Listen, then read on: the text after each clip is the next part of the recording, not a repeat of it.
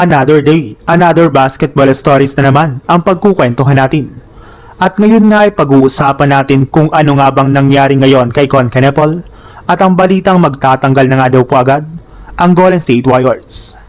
Hindi man lang nga po nakapalag ang Charlotte Hornets sa kanilang do-or-die playing tournament game laban sa Orlando Magic matapos silang matambakan at matalo dito sa score na 121-91, kaya puro batikos na nga po ang natanggap ngayon ng kanilang kupunan.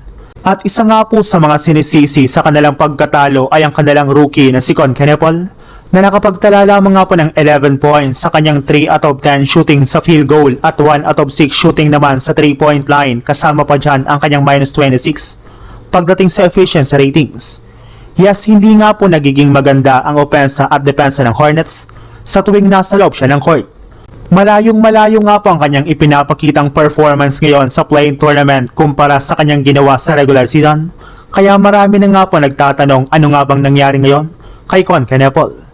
Alam naman nga po ninyo na isa nga po siya sa mga candidate sa pagiging Rookie of the Year, kaya marami nga pong nadismaya sa malamian nitong performance.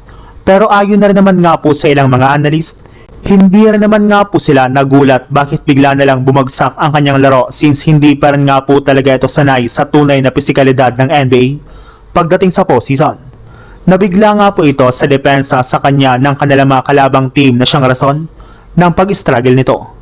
Sa ibang balita naman, sa kabila nga po ng napakagandang simula ng Suns ay nagawa para naman nga po ng Jazz W na makadikit buong game, since kahit man nga po masyadong nag-struggle si Stephen Curry sa kanyang shooting dahil sa depensa ng Suns ay nag-step up para naman nga po dito ang iba niya mga teammates.